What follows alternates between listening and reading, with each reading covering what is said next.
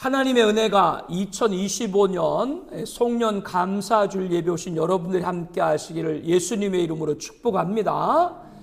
명년인 2026년에도 하나님이 가장 기뻐하시는 온전한 주일 성수로 하나님께 영광 올리는 거룩한 예배자가 되시기를 다시 한번 예수님의 이름으로 축복합니다. 성경이라고 하는 말씀은 하나님께서 자신을 우리에게 가르쳐 주시기 위한 수단으로 주신 책이죠. 그래서 성경을 계시라고 합니다. 계시라고 하는 건 알 수 없는 것을 이제 하나님께서 뚜껑을 열어서 보게 하셨다라고 하는 뜻입니다. 그렇다고 해서 성경 말씀을 우리가 다 안다, 이해한다, 그렇게 말해서는 안 됩니다. 그것은 이단들이 하는 얘기죠. 기록된 말씀 중에도 수천 년이 지났지만 오늘까지 완전히 풀 수 없는 그런 말씀들이 많이 있어요. 이 사실을 베드로는 이렇게 말씀을 하고 있죠. 베드로후서 3장 15절, 또 우리 주의 오래 참으심이 구원이 될 줄로 여기라. 우리가 사랑하는 형제 바울도 그 받은 지혜대로 너에게 이같이 썼고 그 모든 편지에도 이런 일에 관하여 말하였으되 그 중에 알기 어려운 것이 더러 있으니 무식한 자들과 굳세지 못한 자들이 다른 성경과 같이 그것도 억지로 풀다가 스스로 멸망에 이르느니라. 우리도 다 아는 것처럼 이단들은 이 말씀에 반하게 자기들이 다 안다 이렇게 떠버리죠. 그러므로 성경을 펼 때마다 저와 여러분들은 겸손해야 됩니다. 그리고 성경 말씀이 모르는 것이 있다고 해서 이상할 것이 없는 거예요. 모르는 것은 그냥 모른다 이렇게 말하는 것이 바릅니다. 성경 말씀 가운데 오늘 본문도 풀 수 없는 난제 가운데 하나입니다. 25절 말씀에 형제들아 너희가 스스로 지혜 있다면서 이 신비를 너희가 모르기를 내가 원하지 아니하노니 이 신비는 이방인의 충만한 수가 들어오기까지 이스라엘의 덜어는 우둔하게 된 것이라. 그리하여 온 이스라엘이 구원을 받으리라. 기록된 바 구원자가 시온에서 오사 야곱에게 경건하지 않은 것을 돌이키시겠고, 여기 말씀에 신비란 말이 나오죠. 또 이방인이 충만한 수란 말이 나오죠. 온 이스라엘이 구원을 받는다는 말이죠. 이것은 오늘까지 확실하게 어떤 것이 옳은 해석인가라고 말하기가 굉장히 어렵습니다. 그렇기 때문에 신비라고 한 것이죠. 이런 말씀을 대할 때 설교자들 가운데는 이것만이 옳다 이렇게 해석하는 독선에 빠진 분들도 계시고, 아니면 적당히 얼버무리려는 그런 분도 계신데 둘 다 바르지 않습니다. 앞에서 말씀한 것처럼 모르는 것은 어떻다? 모른다고 겸손하게 인정하는 것이 맞는 것이죠. 그리고 우리들은 성령께서 알게 해주시는 것에 만족해야 됩니다. 성령께서는 우리들에게 알게 하실 때 성령은 완전하신 분이지만 우리는 부분적인 인간이기 때문에 우리는 그것을 부분적으로 알 수밖에 없어요. 그럼에도 불구하고 우리는 그것에 관해서 감사해야 된다라고 하는 겁니다. 오늘 말씀을 여러분에게 전하면서 이것이 옳다라고 말하는 것보다 중요한 해석들을 객관적 입장에서 여러 가지 말씀을 드리고, 그리고 우리에게 적용을 어떻게 해야 될 것인가, 이거를 함께 은혜를 나누고자 합니다. 지난 주일에 말씀을 드렸던 것처럼 이스라엘이 지금은 우둔해서 예수를 안 믿은 덕에 이방인인 저와 여러분들이 구원을 받게 되었죠. 그렇다고 할지라도 유대인을 향해서 잘난 척하고 자만하면 안 된다라고 말씀을 드렸습니다. 오늘 본문의 25절에도 이런 말씀이 있죠. 스스로 지혜 있다면서 아는 척하며 자랑한다. 사도 바울 당시에도 믿음이 좋은 이방인들 가운데는 이스라엘을 향해서 너희들은 이제 희망이 사라졌다. 이방인인 우리가 너희를 대신해서 하나님의 자녀가 되었다. 이스라엘의 구원은 영원히 끝났다. 이렇게 거만하게 말하는 자들이 있는데 그들 향해서 뭐라고 그러고 있는 거예요? 스스로 죄 있다. 니들이 다 한다. 그렇게 말하지 말아라.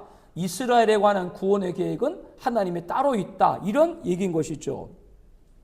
사도 바울은 이스라엘 사람들의 구원은 이방 사람들의 것과는 좀 다른 독특한 성격의 것이라고 봤습니다. 여기서 제 말을 잘 들으셔야 돼요. 제가 지금 여러분들에게 유대인들은 구원받는 성격이 다른 것이 있다라고 했을 때 유대인들은 예수님 믿지 않고 구원받는다, 그 말이 아닙니다.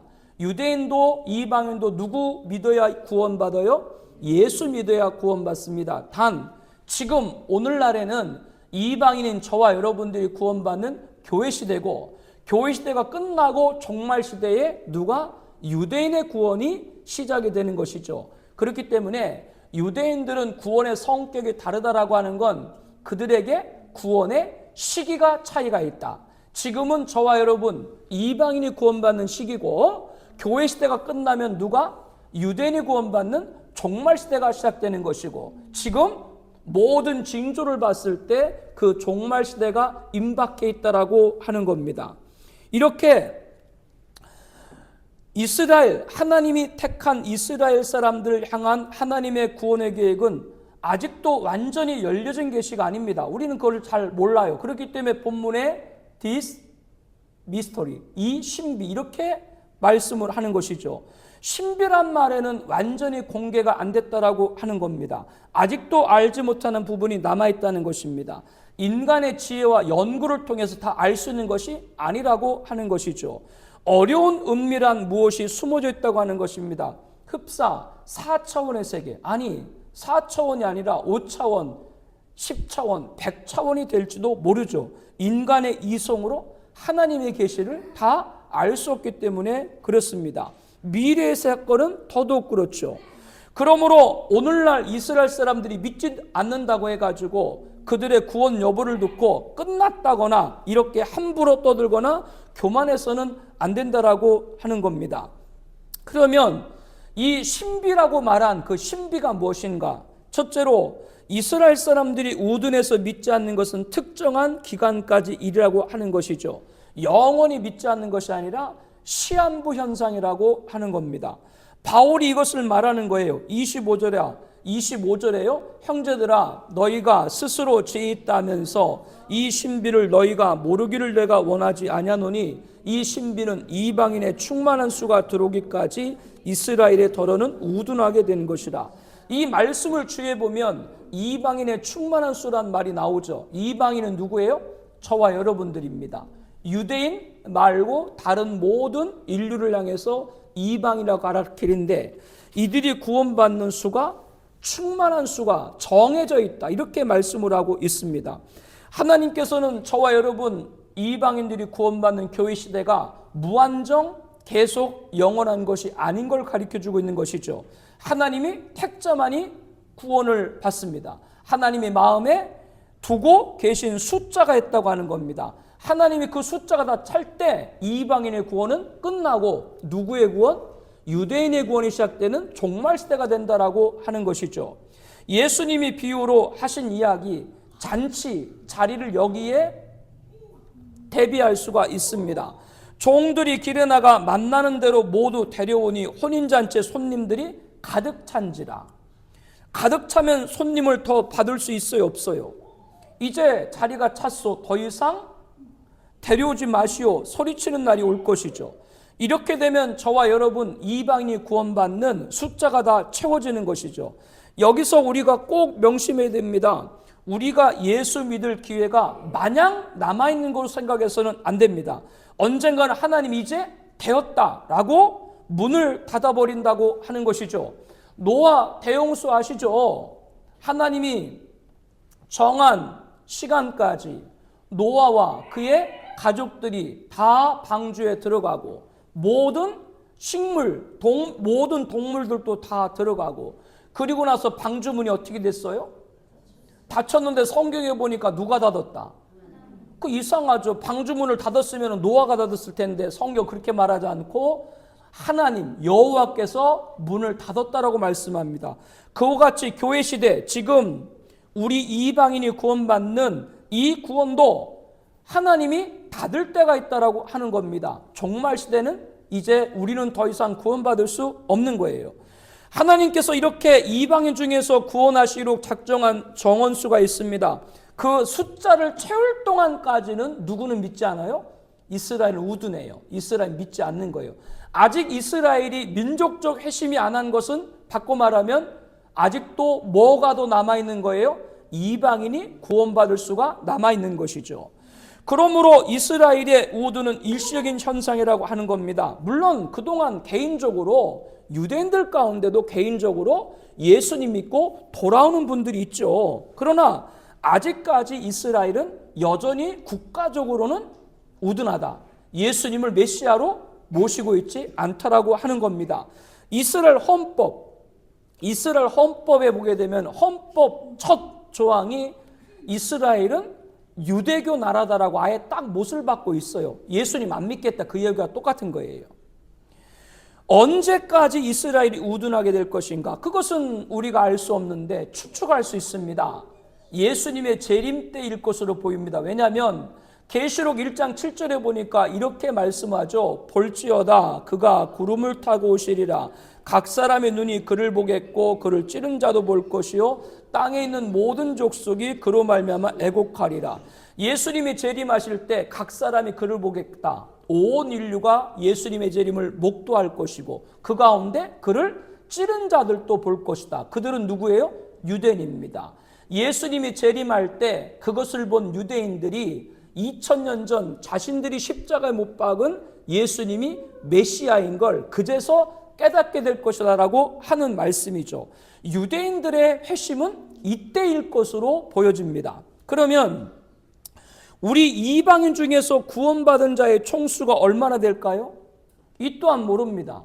충만한 수라고 성경에만 말씀하고 있지 그것이 몇 명인지는 몰라요. 그것은 하나님만이 마음속에 정하고 계신 거예요. 성경 어디를 봐도 이방인이 몇 명이 구원받는다라는 말은 없습니다. 그러므로 이 역시 하나님의 신비입니다. 이스라엘이 언제까지 우둔하고 그 기간이 끝나면 예수 믿게 될까? 그것도 뭐요? 신비고 지금 교회 시대에 구원받을 이방인의 숫자가 얼마나 될 거인가라고 하는 것도 신비라고 하는 것이죠. 그러므로 우리는 겸허해야 됩니다. 조심해야 됩니다. 이스라엘이 말이야 선택받았으면 선택받았지 예수님도 모르는 주제에 그렇게 그들을 향해서 경멸하거나 멸시하거나 교만해서는 안 됩니다. 그들을 정죄해서는 안 된다라고 하는 것이죠. 그들의 우두는 뭐요? 일시적인 현상이라고 하는 겁니다. 그러므로 이스라엘이 영원히 버림받은 것이 아니라고 하는 것을 우리는 꼭 알아야 할 필요가 있습니다. 그 신비라고 할 때 여기서 또 하나 문제가 있는데 그리하여 온 이스라엘이 구원을 받으리라 이렇게 26절에 말씀하잖아요. 이방인 중에서 구원 얻을 자가 다 돌아오면 오랫동안 우둔했던 그런 이스라엘이 회개하고 예수님 믿게 될 것이다 라고 하는 것이죠. 그러면 온 이스라엘이 구원받는다는 뜻이 무엇인가? 이스라엘 국가 전체적으로 다 믿는다는 말일까? 아니면 이스라엘 가운데도 예수 믿는 사람만 구원받는다는 말일까? 라고 하는 것이죠. 신비라고 말씀을 하셨기 때문에 그 신비 안에 도대체 이것이 어떤 것인지 확실히 그거에 관해서는 우리가 알 수가 없어요. 여기에 관해서 여러 가지 견해들이 많이 있는데 세 가지 견해를 추려서 말씀을 드리고자 합니다. 이 온 이스라엘이 구원받는다고 하는 것을 영적으로 해석하는 분들이 있습니다. 무슨 말씀이냐면 지금은 유대인이 아닌 이방인인 저와 여러분도 예수님 믿으면 영적인 누구의 자손이 돼요? 아브라함의 자손이 되죠. 그렇기 때문에 온 이스라엘이 구원받는다라고 하는 건 이스라엘 민족적으로 구원받는다는 말 아니라 상징적으로 예수 믿고 구원받을 모든 사람의 총수를 가리키는 것이다. 이렇게 해석하는 분들이 있습니다. 이것은 그러나 어떤 문제가 있냐면 로마서 11장 1절에 사도 바울이 뭐라고 말씀을 하고 있습니까? 하나님이 이스라엘을 버리셨느냐? 그럴 수 없느니라. 거기서 사도 바울이 말한 이스라엘이라고 한 것은 이방인을 가리키는 거예요? 민족적으로 유대인의 혈통인 이스라엘 가리키는 거예요. 그 말은 이스라엘을 가리키는 것이죠. 그렇기 때문에 이스라엘을 상징적으로 놓고 모든 믿는 사람을 가리키는 거다라고 말하는 것은 이스라엘이라는 민족의 구원을 삭제시키고 있기 때문에 이 해석은 그러한 어색함에 가 있는 것이 분명합니다.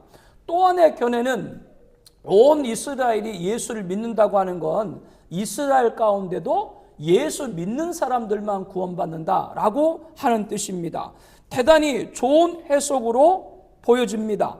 앞에 우리가 26절 말씀 앞에 보게 되면 지난 주일에 우리가 말씀을 나눴던 것처럼 이스라엘 사람 중에도 우둔하게 되어서 믿지 않는 사람이 있고, 그러나 어떤 사람은 믿고 돌아오는 사람이 있다라고 하는 것이죠. 이방인과 똑같이 유대인들도 뭐요? 예수 믿으면 구원받는다, 이렇게 해석을 하는 겁니다. 그래서 온 이스라엘이라고 부르는 것은 다른 것이 아니라 이스라엘 가운데도 예수 믿는 남은 자, 그 전체 남은 자의 총수를 이스라엘이라고 한 것이다, 이렇게 말하는 것이죠. 그러나 여기에도 다소 문제가 있습니다. 왜냐하면 예수님 믿고 구원받는다라고 하면 그것은 이미 다 알고 있는 것인데 왜 굳이 신비라고 말을 했을까라고 하는 것이죠. 하나님께서 개인이 택함받아 돌아오는 구원의 문제를 두고 하나님께서 신비다, 그렇게 말하실 리는 없다라고 하는 겁니다. 특별히 오늘 본문에 보면 그렇습니다. 온 이스라엘이 개인적으로 믿고 구원받는 자의 총수로 결론 내리기는 조금 부족한 부분이 있습니다. 세 번째 견해는 온 이스라엘을 문자 그대로 국가적으로 이스라엘 전체가 회심한다, 이렇게 보는 견해죠. 개개인을 초월해가지고 이스라엘 전 국가적으로 회심하고 돌아오게 될 것이다, 하나님이 정한 때, 이런 말입니다.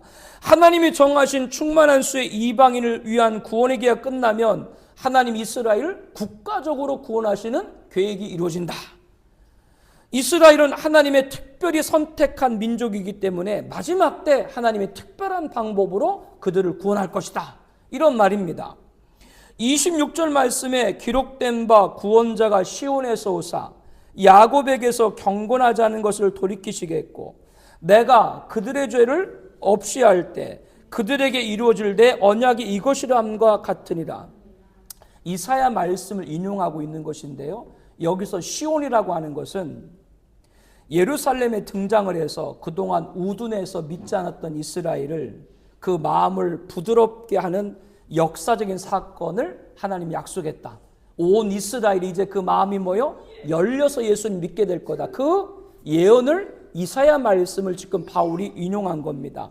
그 언약대로 반드시 이스라엘 전민족은 구원을 받는다라고 하는 것이죠. 28절에 말씀하죠. 복음으로 하면 그들이 너희로 말미암아 원수된 자요, 택하심으로 하면 조상들로 말미암아 사랑을 입은 자라. 지금은 이스라엘 사람들이 복음과 어떤 관계예요? 원수라고 하는 것이죠. 그렇지만 하나님이 이스라엘 사랑하는 마음에는 변함이 없다라고 하는 겁니다. 그들의 조상 아브라함 때부터 하나님의 특별한 사랑을 받고 언약을 받은 백성입니다. 여러분도 자녀가 여럿이 있는데 자녀 가운데 미움이 드는 자녀가 있어요, 없어요? 대답하기가 좀 곤란하죠. 근데 예수님 뭐라고 하셨어요? 원수가 어디 있다고? 원수가 어디 있다고요? 그 집안에 있는 거예요. 자녀 가운데도 미움이 드는 그 자녀가 있어요. 그런데 미움이 있다라고 할지라도 그 자녀에 대한 엄마, 아빠, 그것이 없어져요? 아니죠.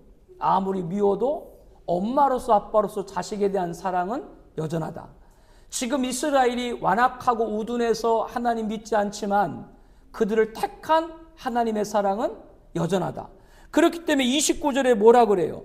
하나님의 은사와 부르심에는 후회하심이 없느니라. 하나님은 자기가 사랑하셔가지고 선택하신 자녀로 삼아주신 그 백성을 중간에 후회하셔가지고 버리시거나 하는 그런 일이 절대 없다라고 하는 것이죠. 이게 중요한 겁니다. 하나님이 택한 자는, 우리 따라서 해주시겠어요? 하나님이 택한 자는 하나님께서 천국 가는 그날까지 절대 포기하지 않으신다.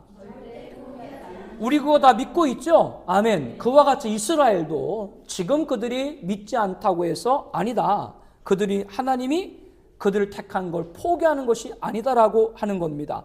그래서 그들을 결국 구원한다고 하는 것이죠. 우리 30절 말씀부터 볼까요? 너희가 전에는 하나님께 순종하지 아니하더니 이스라엘이 순종하지 아니함으로 이제 긍휼을 입었는지라. 이와 같이 이 사람들이 순종하지 아니하니 이는 너에게 베푸시는 긍휼로 이제 그들도 긍휼을 얻게 하려 하십니다. 하나님이 모든 사람을 순종하지 아니하는 가운데 가둬두심은 모든 사람에게 긍휼을 베풀려 하심이로다.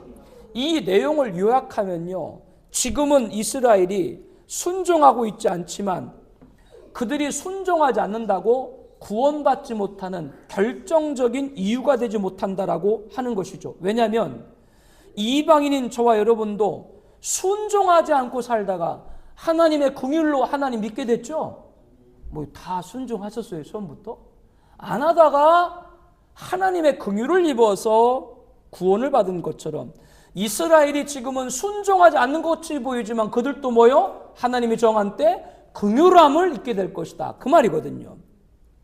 이스라엘은 특별한 사랑을 받은 백성이기 때문에 그 민족 전체를 구원한다라는 하는 말입니다. 그러나 이러한 견해도 다 그대로 받아들일 수 없는 그러한 무리한 부분들이 있습니다. 왜냐하면 바울이 이스라엘의 구원을 은혜로 택함 받은 남은 자만 구원받을 거다 그렇게 말했거든요. 그래서 11장 5절에 뭐라 그래요? 그런즉 이와 같이 지금도 은혜로 택하심을 따라 남은 자가 있느니라. 그런즉 어떠하냐? 이스라엘이 구하는 그것을 얻지 못하고 오직 택하심을 입은 자가 얻었고 그 남은 자들은 우둔하여졌느니라. 이스라엘 사람들이라고 할지라도 하나님이 은혜로 택한 남은 자만 구원받는다라고 말했지 모든 이스라엘이 구원받는다라고 얘기하진 않았거든요. 그렇기 때문에 이스라엘이 모두가 구원받는다라고 하는 말도 그 견해도 무리한 해석일 수 있다라고 하는 겁니다.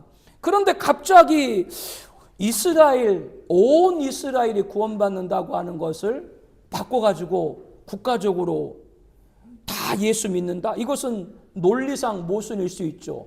여러분, 예수님도 이런 말씀하셨죠. 마태복음 8장 11절입니다. 또 너에게 이르노니 동서로부터 많은 사람이 이르러 아브라함과 이삭과 야곱과 함께 천국에 앉으리라. 여기 동서로부터 많은 사람은 누구를 가리켜요? 이방인. 전 세계 이방인들이 오히려 천국 가서 아브라함과 야곱과 요셉과 함께 있을 것이다 라는 말이죠. 그런데 12절에 보니까 그 나라의 본 자손들은 바깥 어두운 데 쫓겨가 거기서 울며 이를 갈게 되리라. 그 나라는 누구를 가리켜요? 본 자손 유대인. 오히려 유대인들은 버림을 당할 것이다. 예수님도 말씀을 통해서 국가적으로 이스라엘이 다 구원받는다라고 언지를 주고 있진 않거든요. 오히려 유대인들이 상당수 바깥 어두운데 지옥에 떨어져 멸망받을 거다. 이런 말씀을 볼 때 온 이스라엘이 다 민족적으로 구원받는다는 나는 해석도 무리가 있다라고 하는 거예요. 그러나 이러한 난제가 있음에도 불구하고 오랫동안 많은 교회들은 세 번째 견해, 이스라엘이 다 구원받는다, 개종 사건이 있을 것이다, 이렇게 보는 견해가 우세합니다. 1948년 5월 14일 이스라엘이 독립을 했죠. 그 독립한 전에는 이스라엘이 지구상에 존재하지 않았거든요. 성경적으로 보게 되면 여러 가지 견해가 다른데 바벨론 느부갓네살이 예루살렘을 침공해서 솔로몬 성전을 파괴시킨 거 다 아시죠? 그때가 BC 587년이거든요. 어떤 성경학자들은 이때부터 이스라엘이 없어졌다 이렇게 보시는 분들이 계시거든요. 그러면 계산을 해보면 몇 년에 나와요?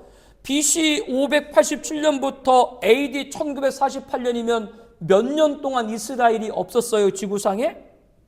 계산이 안 나와요? 2535년. 2535년 만에 없어졌던 이스라엘이 다시 독립했다. 이거는 불가사의한 일입니다. 세계 역사 가운데 2000여 년 동안 세계 도처에 흩어져 있다가 혈통과 언어와 문화를 고스란히 간직한 채 다시 나라를 재건한 그런 사건이 있었습니까? 없었죠. 이것은 이스라엘만이 갖고 있는 유의한 그런 사건입니다. 그래서 많은 분들이 하나님이 이스라엘을 전체 구원하려고 이렇게 1948년 독립을 했다. 이렇게 많은 분들이 생각을 했던 것이 그 독립이었습니다. 그래서 하나님이 국가적으로 이스라엘을 이제 세우시고 그들을 통해서 하나님의 백성 하나님을 세울 것이다. 지금도 계속해서 구소련 러시아나 아프리카 이디오피아에서도 많은 유대인들이 고국으로 이스라엘로 돌아오고 있는 것을 보게 되죠. 지구 저 끝에서부터 이스라엘 사람들이 가나안으로 몰려들고 있습니다. 이런 모든 것이 이스라엘 전체를 구원하기 위한 하나님의 예비 조치다. 이렇게 많은 성경학자들이 봤어요. 이런 사람들을 가리켜서 시오니즈라 그래요. 시오니즘이라고 그래요. 시온주의자 이렇게 말합니다. 이스라엘이 국가적으로 회개하고 돌아와서 팔레스타인에 지산왕국을 건설할 것이다 라고 하는 것이죠. 그런데 이렇게 시온주의자들이 생각했던 것과 반대로 그들이 생각의 변화가 일어나기 시작했어요. 왜냐하면 이스라엘이 주변 아랍 국가들을 너무나도 비인도적으로 다루고 있기 때문에 그렇습니다. 회의가 생긴 것이죠. 이스라엘이 중동에서 자리 잡고 나서부터 그 주변에 있는 아랍 사람들이 얼마나 고통을 당하고 있는지 모르죠. 최근인 이스라엘 하마스 전쟁을 봐도 그래요. 물론 전쟁은 하마스가 먼저 시작을 했지만 2년이 지난 현재 이스라엘은 2079명이 사망을 했어요. 대부분 전쟁 초기에 하마스에 가지고 일방적으로 목숨을 잃은 그러한 민간인들입니다. 그런데 2년여 동안 하마스가 목숨을 잃은 사망자가 75,550명이에요. 그러니까 몇십 배를 더 이스라엘이 무자비하게 하마스에게 보복을 한 것이죠. 가자 지구는 완전히 점령당하고 수도격인 가자시티의 모든 팔레스타인 사람들은 다 몰아내버렸습니다. 구약 성경에 보게 되면 하나님이 여호수아에게 명령할 때 가나안 땅에 들어가서 거기에 살던 가나안 족속들을 다 뭐하라 그랬어요? 진멸하라 그랬죠. 하나도 남김없이. 이것을 근거해 가지고 오늘날 현대 이스라엘도 가나안은 하나님이 우리에게 주시한 땅이니까 이 가나안 땅 팔레스타인에 살고 있는 다른 민족들은 전부 다 몰아내야 된다. 이렇게 종교적 신념을 갖고 있는 사람들이 현재 이스라엘 총리이고 극우 유대주의자들이에요. 그렇기 때문에 그들은 이런 종교적 신앙을 갖고 있기 때문에 가나안의 후손인 팔레스타인 사람들을 사람으로 안 봐요.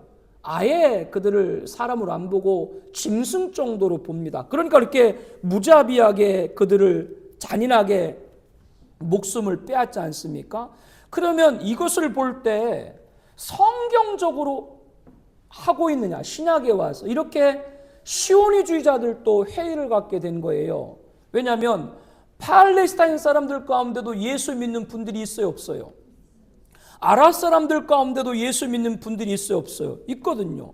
그런데 가나안 족속의 피, 그 피만 흐른다고 해가지고 무조건 가나안 족속의 후손들인 팔레스타인 사람들 다 말살하는 것이 하나님의 뜻일까? 이렇게 시오니주의자들도 회의를 갖게 됐다라고 하는 것이죠. 과연 가나안 땅에 사는 모든 팔레스타인 사람을 다 몰아내고 이스라엘이 차지하고 왕국을 세우는 것이 이스라엘이 구원받는 것이냐? 이런 의문을 갖고 오히려 시오니주의자들도 지금 현재 네타냐후 총리와 극우 유대주의자들을 공격을 하고 비판을 하고 있습니다. 그러나 지금까지 제가 여러분에게 이렇게 이스라엘이 민족적으로 다 구원받는다라고 하는 것이 모순도 있지만 분명한 것은 이스라엘의 특별한 위치를 갖고 있기 때문에 마지막 때 하나님이 특별한 방법으로 그들을 구원할 것이다 라고 하는 건 분명하다라고 하는 것이죠. 그렇기 때문에 뭐요? 신비라고 말을 한 것입니다. 독특한 그 무엇이 없다면 바울이 이 신비를 알길 원한다 이렇게 말하기는 어렵습니다. 종합을 해서 이전 목사의 입장은 어떤가?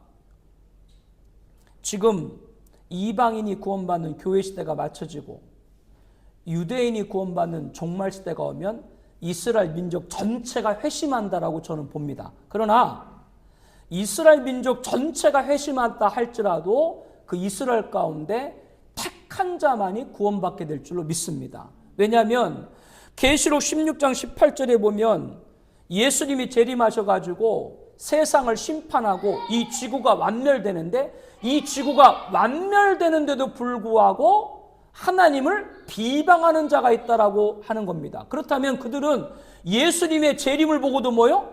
예수님을 메시아로 영접하기를 거부하는 것이죠. 이것을 볼 때 지금 이방인인 저와 여러분들이 구원받는 교회 시대죠. 그러나 이 교회 시대에도 이방인 전체가 구원받아요. 이방인 가운데도 택함 받은 자가 구원받아요. 그와 같이 종말 시대에 유대인이 이스라엘 민족적으로 구원받는 시대가 와도 그 이스라엘 가운데 누구만 구원받는다? 택한 자만 구원받는다. 이게 제가 정리한 겁니다. 중요한 것은 현재 이스라엘이 우둔해가지고 그 이스라엘이 하나님을 믿지 않는다고 그들을 향해서 우리가 자랑하거나 교만해서는 안 되고 지난주에 말씀했던 것처럼 그들을 위해서 구원을 위해서 기도해야 된다. 이것을 여러분에게 말씀을 드립니다. 성경이 누구를 통해서 전해졌어요?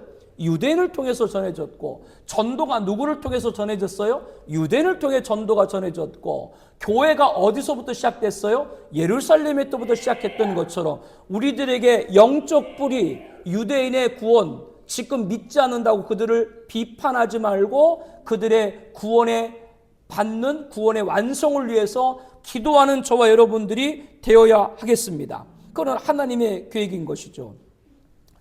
이스라엘이 언제까지 우둔해질 것인가? 그것도 우리는 모르고 지금 교회 시대인 이방인 저와 여러분이 구원받죠?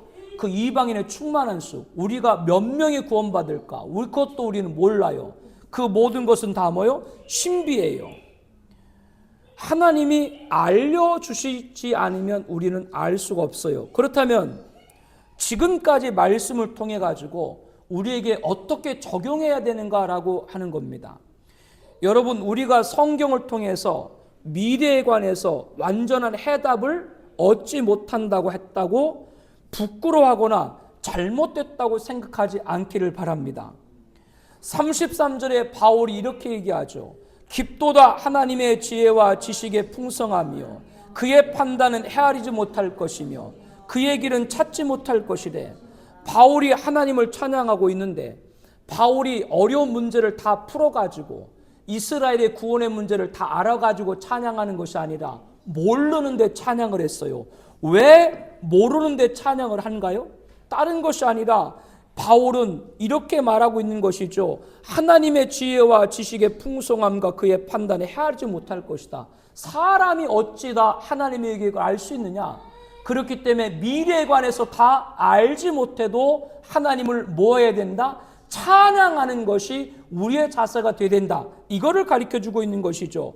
왜 찬양을 해요? 36절에 보니까 이는 만물이 주에게서 나오고 주로 말미암고 주에게로 돌아갑니다. 그에게 영광이 세세 있을지어다. 하나님은 만물의 창조자고 보존자고 목적 그 자체인 줄로 믿습니다. 바울은 그것을 알았기 때문에 소리 높이 하나님을 찬양하고 있는 것이죠. 모든 것이 하나님으로부터 시작돼 가지고 하나님 손안에서 끝나게 되는 줄로 믿습니다. 하나님이 알파 오메가죠. 그렇기 때문에 여기서 확실하게 붙들어야 됩니다. 뭘 붙들어야 되느냐? 만물의 시작과 끝이 하나님에게 있기 때문에 우리는 내 인생의 끝, 이 세상의 끝을 알지 못해도 하나님께서 택한 자, 그 손안에 있는 자는 그 택한 자는 반드시 마지막까지 아름답고 복되고 승리로 이끄실 걸 믿기를 바랍니다. 그러니까 앞에를 알지 못해도 반드시 하나님의 택한 백성을 승리하게 할 걸 믿고 찬양하는 것이죠. 깊도다 하나님의 지혜와 지식의 풍성하며 그의 판단에 헤아리지 못할 것이며 그의 길을 찾지 못할 것이라. 하나님 지혜로부터 나온 하나님의 판단을 누가 헤아리고 누가 하나님의 길을 끝까지 출석할 수 있겠느냐, 그런 얘기죠. 아무도 모릅니다. 그러므로 모르는 것이 당연한 거예요. 하나님의 마음으로부터 나온 진리인데 하나님이 선명하게 보여주지 않는 한 우리는 알 수가 없다, 그런 말인 것이죠. 그렇기 때문에 뭐예요? 신비라고 하는 겁니다. 신비란 말에는 비밀이란 뜻이 있어요. 비밀은 뭐예요? 비밀이 그 진리 안에 있는 이상 우리가 다 알 수 없다라고 하는 것입니다. 그렇기 때문에 앞날에 관해서 다 알지 못하는 것이 뭐예요? 당연해요. 답은 딱 하나 있어요. 때가 되면 압니다. 여러분 지금 신앙생활 함에도 불구하고 왜 이렇게 내가 아직 안 풀릴까? 때가 되면 압니다. 그때는 몰라요. 이 세상의 모든 이스라엘까지 구원받는 종말 시대가 언젠가? 몰라요. 때가 되면 압니다. 그때까지 뭐요? 하나님이 택한 자를 반드시 승리하게 된다. 이 믿음을 갖고 찬양하는 것이 우리의 자세여야 한다라고 하는 것이죠. 34절에 누가 주의 마음을 알았느냐, 누가 그의 모사가 되었느냐, 누가 감히 하나님의 마음을 다 안다고 떠버리냐, 누가 하나님의 의논 대상이 될 수 있겠느냐, 누가 하나님과 마주 앉아 토론할 수 있겠냐, 그런 말입니다. 35절에 누가 주께 먼저 드려서 갚으심을 받겠느냐, 누가 하나님 마음에 충족할 만큼 무엇인가 드려서 인정받을 수 있겠느냐, 아무리 지혜로운 사람이 있다 한들 그 지혜를 가지고 하나님의 인정을 받을 수 있느냐? 인간의 지혜가 하나님의 인정을 받을 수 있는 지혜가 아니다라고 하는 것이죠. 바울은 찬양으로 마무리를 하고 있습니다. 왜 찬양으로 마무리하고 있다고요? 마지막을 모르는데 찬양을 해요. 왜 찬양을 한다고요? 마지막을 모르지만 조금이나마 알았거든요. 하나님이 택한 자를 끝까지 보존하신다는 그 은혜를 조금이나마 알았거든요. 이것이 오늘 여러분 안에 있기를 주의 이름으로 권면하여 드립니다. 사랑하는 성도 여러분들, 이 말씀을 통해서 더 체감 있게 적용할 때 주변에 다 안다라고 하는 사람들 말에 여러분들 귀 기울이지 않기를 바랍니다. 그 사람들 이단들이에요. 자기가 뭔데 다 알아요. 여러분 사도 바울이 어떤 분인지 알죠? 그는 바리새파입니다. 정통 율법주의자입니다. 그뿐입니까? 베냐민 지파입니다. 혈통적으로도 그는 위대합니다. 그리고 당시 세계 공용어인 로마 헬라어를 유창하게 구사를 했어요. 전 세계 다니면서 복음을 전했죠. 그뿐입니까? 얼마나 능력이 많든지 그 손수건과 앞치마를 갖다 대면 악기가 떠나가고 병든 자가 고침을 받았습니다. 그뿐인가요? 고린도후서에 보게 되면 사도 바울은 셋째 하늘에 올라갔다라고 얘기합니다. 그 셋째 하늘이 어디예요? 유대인들은 첫째 하늘은 새가 날아드는 하늘이고, 둘째 하늘은 해와 달이 있는 하늘이고, 셋째 하늘은 삼층천 불린 셋째 하늘은 하나님이 계신 천국이다.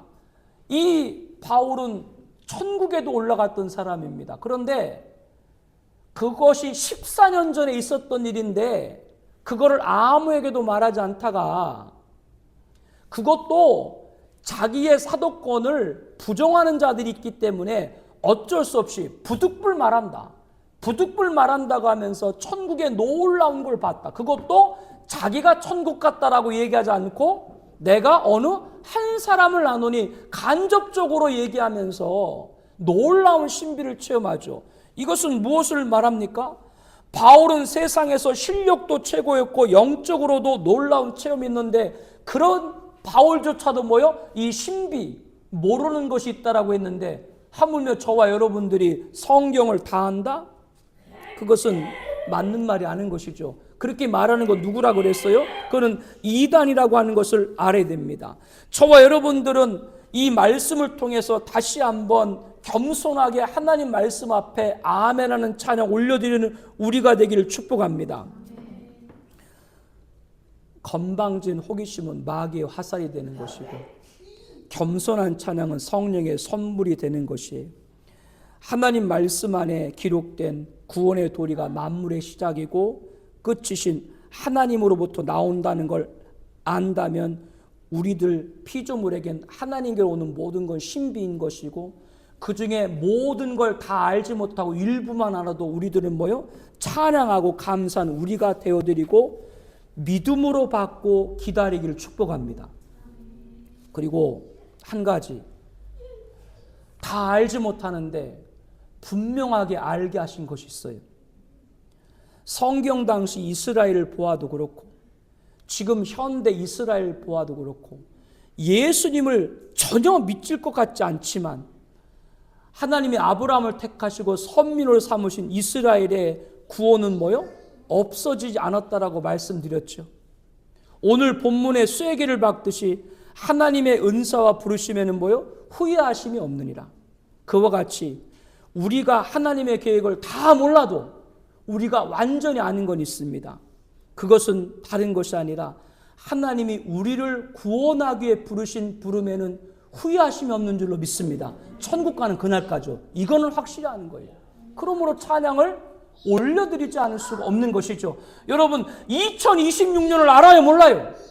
몰라요. 그러나 2026년에 어떤 일이 있을지 모르지만 반드시 하나님이 택한 자는 명년 2026년에도 아름답고 복되고 거룩하고 승리하게 할 것이다. 만물의 시작과 끝이 누구 손에 있어요? 하나님 손에 있기 때문에 우리도 그 하나님 손 안에 있는 한 명년이 됐건 명년 다음에 해가 됐건 천국 가는 그날까지 나를 구원하시고 나를 천국 가는 날까지 이기고 승리하게 하실 것은 후회하심이 없다. 이 믿음으로 찬양하는 저와 여러분 되기를 축복합니다. 우리 기도하겠습니다. 여러분 기도 제목 있죠? 함께 읽겠습니다. 우리 이방인이 구원받는 교회 시대는 끝이 있습니다. 하나님이 이제 되었다 문을 닫은 종말 시대가 이르기 전 우리가 사랑하는 모든 이들이 구원을 받게 하옵소서. 교회 시대가 맞춰지고 종말 시대에 들어선 후 7년 한란이 지나고 예수님 재림하시고 지구가 불심판으로 완멸하는 재앙에도 택함 받지 못한 자는 하나님 비방합니다. 다시 한번 간구하오니 우리가 사랑하는 이들을 하나님 택한 자로 만들어 주시고 환난에도 떨어지지 않고 심판도 당하지 않게 하옵소서. 우리가 다 알 수 없는 신비인 하나님의 계획에도 찬양할 수 있는 것은 만물의 시작과 끝이 하나님께 있기 때문입니다. 하나님 손에서 택함 받은 성도는 반드시 승리하게 될 줄로 믿습니다. 이 믿음을 주님 만나는까지 붙잡게 하여 주시옵소서. 하나님의 계획이 있음에도 다 안다고 떠버리는 이단 사이비 거짓 형제 교사에게 속지 않게 하옵소서. 가만히 다가오는 자들의 정체를 우리가 살아가는 데 분별하여 바른 신앙을 갖게 하옵소서. 우리가 하나님의 계획을 다 알지 못해도 분명히 알게 하신 것은 우리를 구원하시기 위한 부르심에는 후회하심이 없는 것입니다. 우리가 사랑하는 이들이 하나님의 부르신 뜻을 바로 알고 천국 가는 그날까지 하나님을 찬양하는 거룩한 백성이 되게 하여 주시옵소서. 우리 함께 통성으로 기도하겠습니다.